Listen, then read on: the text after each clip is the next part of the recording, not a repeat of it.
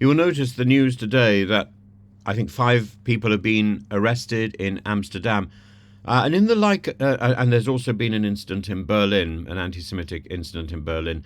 In the light of these shocking and deeply unsettling events in both Amsterdam and Berlin, it's essential to consider not only the immediate threats posed by such violence, but the broader implications of an anti-Semitic resurgence across Europe.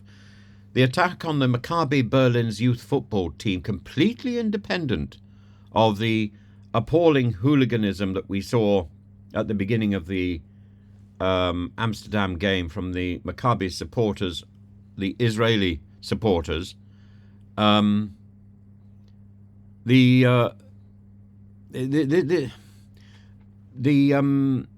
motorbikes crisscrossing the streets of Amsterdam after the football match, searching for Jews.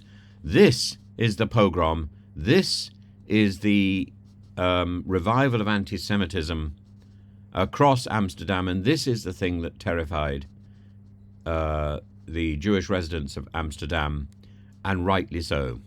It's a chilling reminder of how easily anti-Semitic sentiments can be inflamed and expressed through violent tribal behavior. And the roots of this surge, exacerbated by global tension, lie in the amplification of tribal and polarized narratives, and the fallout from the war in Gaza, the protests, the reactions reveal a landscape where legitimate political advocacy blurs uncomfortably into ethnic or religious hatred. The implications are profound, and they're in my YouTube comments. People saying that I'm too stupid, that I haven't looked at the sources, that I haven't listened to Owen Jones, and so on. Somebody saying that that because I put forward two completely or two apparently different views, that they've never seen somebody ride 2 horses at the same time since the circus. Well, the idea of yanking a chariot with 2 horses, this is Platonic. Goes back to the Phaedo, I think. You have 2 hands. Often we have 2 conflicting views. Reconciling them, we may reconcile them if we can. We may not. But we look at the information as best we can. And the information to me seems very clear. The Israeli supporters behaved appallingly, but nothing justifies the crisscrossing of the Amsterdam streets by people on motorbikes looking for Jews. That is a pogrom. And Benjamin Neftali, is right to identify it as such. That is a revival of memories that should long since have died. In Amsterdam, the place of Anne Frank of all places. The attacks also coincided with the anniversary of Kristallnacht, an event that should compel Europe to reflect on its dark history of persecution against Jewish communities. But the conversation shouldn't be reduced to a dichotomy of sides, a narrative that feeds into tribal assumptions rampant on platforms like YouTube comments. Here, complex social and political conflicts are reduced to simplistic black and white moral judgments and an insanity of contempt, fueling polarization and leaving little room for nuanced understanding. The rhetoric found on these online spaces, on MySpace, often reflects a combustible mix of misinformation, identity politics, unchecked biases. You say, "Oh, you haven't looked. You haven't seen this video, that video, the other video." You are only fed videos that conform to the interests that the algorithm suggests you have. The algorithm picks up your initial choices and then amplifies that. So if you think from YouTube you're getting a range of opinion, you're not. You're being fed enough to justify your own bias. You have to work very hard to gather information from a range of opinions. And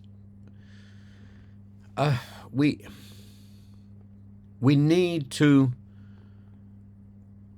we need to open the discussion, not close it.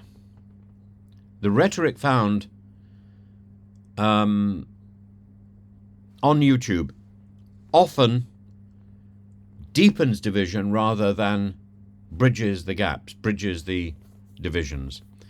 The reaction from authorities like the Dutch Prime Minister Dick Schuff's condemnation and the rapid mobilization of investigations in Berlin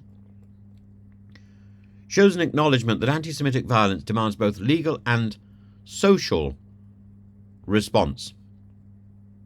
Yet beyond law enforcement, the challenge lies in promoting civic discourse,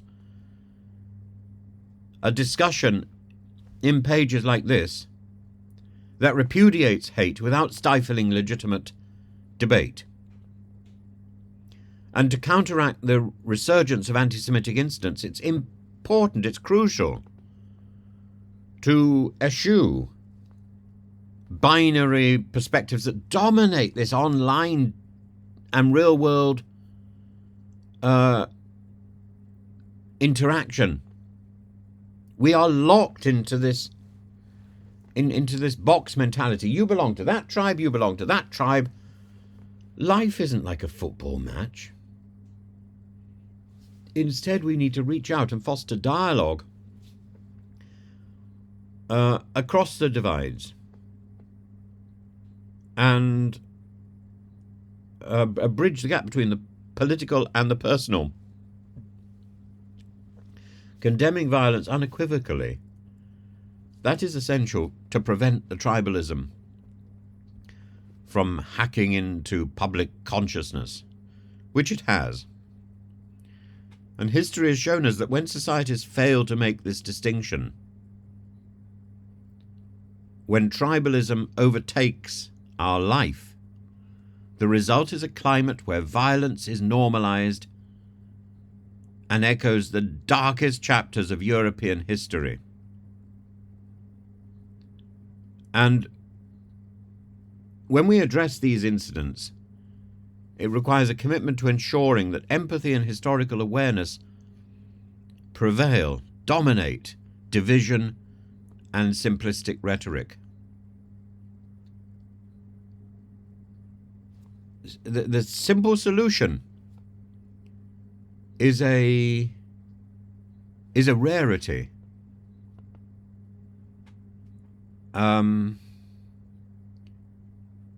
Complexity is much more routine, and complexity requires a discovery of a multiplicity of views, something that the algorithm in YouTube hides from us.